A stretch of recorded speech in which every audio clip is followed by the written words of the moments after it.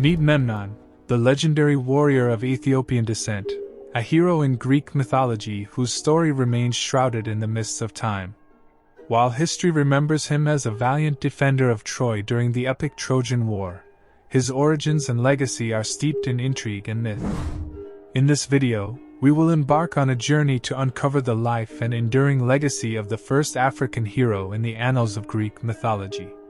The legendary Trojan War took place between the invading Achaean coalition led by the Mycenaean king Agamemnon and the city of Troy led by Priam and his many allies. Among those allies was a contingent of warriors led by a king believed to be from the land of Ethiopia. That king was Memnon. The land of Ethiopia first appears in ancient Greek records towards the end of the Archaic period as a geographical term for a land located east of the Nile River towards the Red Sea and the Indian Ocean.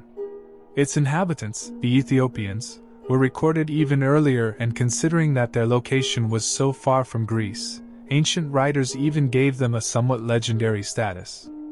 These early sources, such as Homer, who lacked the geographic knowledge of their successors, envision the Ethiopians as a distant people living at the eastern and western ends of the world. All in all, the land of Ethiopia, apparently located outside the limits of the known world at the time, was not originally ruled by Memnon, but by his older brother Amathion. The two royal brothers were given a Greek mythological origin and a blood connection to the city of Troy. They were considered the sons of Titan, who was himself the son of the Trojan king Laomedon, an earlier ruler said to have died at the hands of Heracles during the generation before the Trojan War. In fact, it would be Heracles himself who would proceed to end the reign of Amathion in Ethiopia after a confrontation between the two heroes in the Nile Valley during one of the 12 works of Heracles. It is here that Amathion's brother, Memnon, intervenes and becomes the new king of Ethiopia.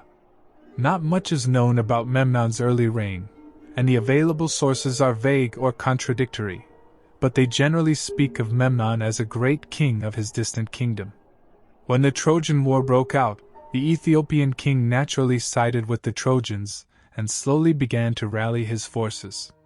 But since the kingdom was located so far from both Greece and Asia Minor, it took Memnon a considerable amount of time to come to the aid of his main ally.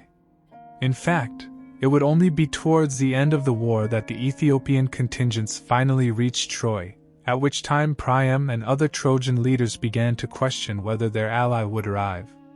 Following Hector's death at the hands of Achilles and the subsequent recovery of his body by King Priam, the situation on the battlefield looked bleak for the defenders of Ilium. With the greatest Achaean hero back in Agamemnon's ranks, King Priam was desperate for reinforcements.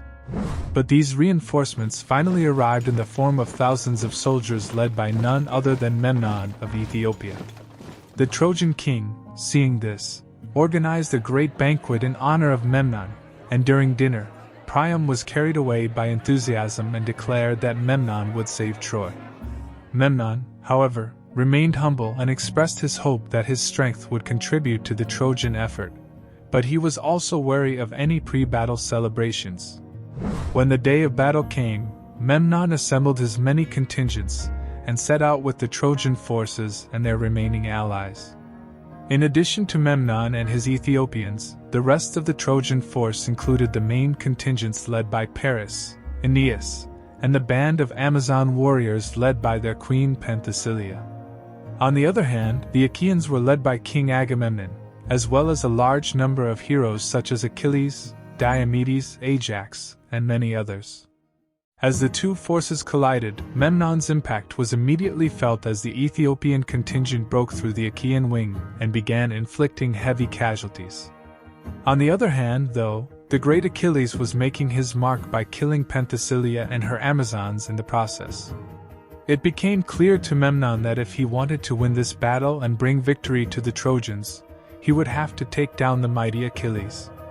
The great battle between the two heroes began, and unlike many others before him, King Memnon stood his ground and fought Achilles face to face and blow for blow. It was said that the heroes were so evenly matched that even the gods couldn't decide on the winner.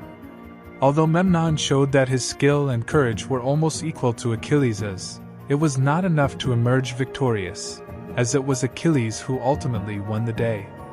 When the Achaean champion finally prevailed, he stabbed Memnon through the heart with his spear, and the king of the Ethiopians met his end. This battle, as well as subsequent events, were extensively described in Ethiopia in poems composed in the 7th century. Unfortunately, most of its content was lost to history. Achilles himself would die in the same battle, being shot by the arrows of Paris, who would also be among the fallen in a war that ultimately resulted in the total destruction of Troy. Memnon's legacy endures as a symbol of bravery and valor, a hero who, despite facing insurmountable odds, stood as an unwavering defender of Troy. His story, though shrouded in the mists of time, continues to captivate the imagination and remind us of the rich tapestry of mythology that transcends borders and time periods. Did you know about the legend of Memnon before watching this video?